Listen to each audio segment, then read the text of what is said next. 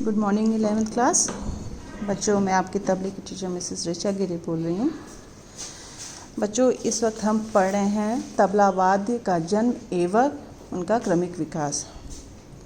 अब हम उसका 4th पार्ट पढ़ेंगे आगे।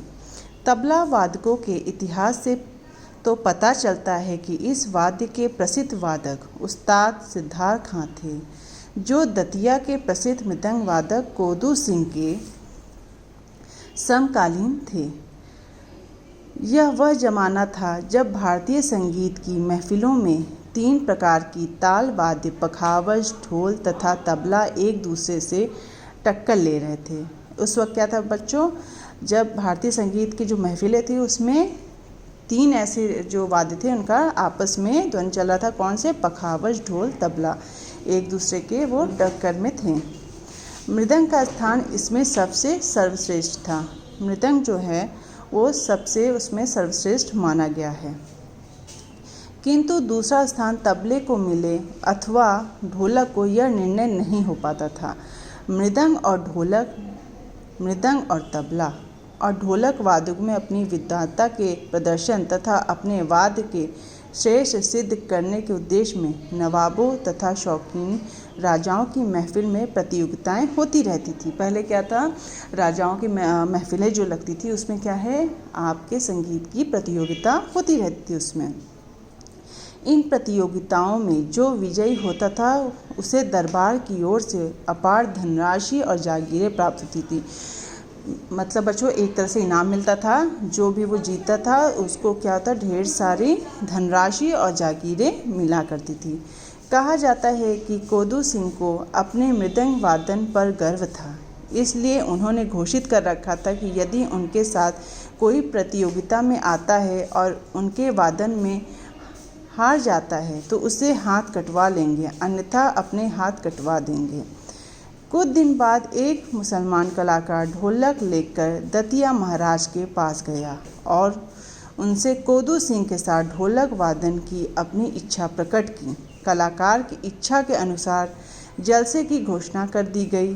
3 दिन तक दोनों कलाकार एक दूसरे के बोलों का जवाब देते। बच्चों, इन्होंने 3 दिन तक लगातार क्या बोलों का जवाब मतलब अपने अपने वाद्य से बोलों का जवाब दे रहे थे। परंतु चौथे दिन ढोलक वादक ने एक ऐसा बोल बजाया उसका जवाब कोदू सिंह न दे पाए और इस प्रकार उनका गर्व चूर करके उनके हाथ को बिना काटे ही वहाँ से चला गया।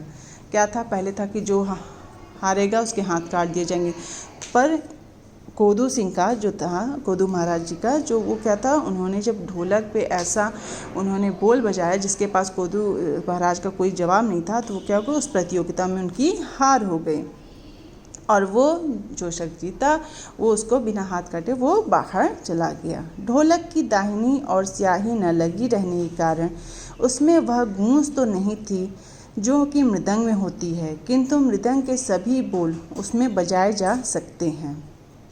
दूसरे ढोलक के बाएं भाग पर मसाले का लेप चमड़े के अंदर होता है, इसलिए उंगलियों को मोड़कर चमड़े पर हथेली घिसते हुए जिन बोलों को निकाला जाता है वैसे बोल मृदंग में चमड़े के बाहर लगे आटे की गुलिका के कारण बजाए नहीं जा सकती।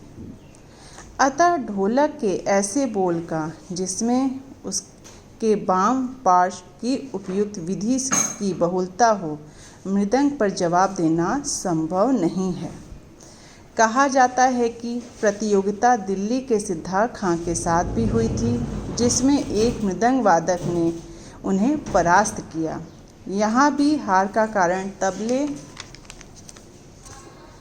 की अपनी विशेषता का न होना था। अतः उन्होंने दाहिने तबले पर लगी स्याही की भांति डग्गे पर भी आटा हटाकर स्याही लगवा ली।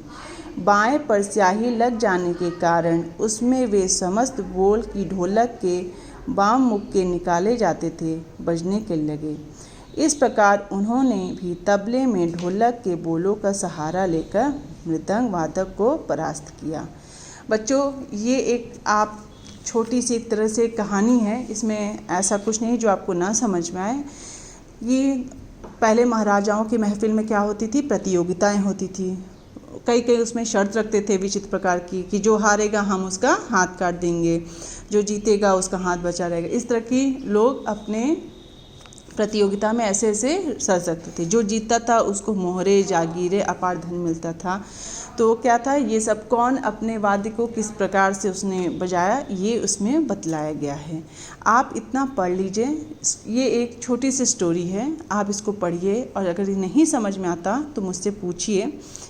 बाकी हम इसको अगले चैप्टर में हम पढ़ेंगे और इसको अपने फेयर कॉपी पे उतार लीजिएगा। Thank you.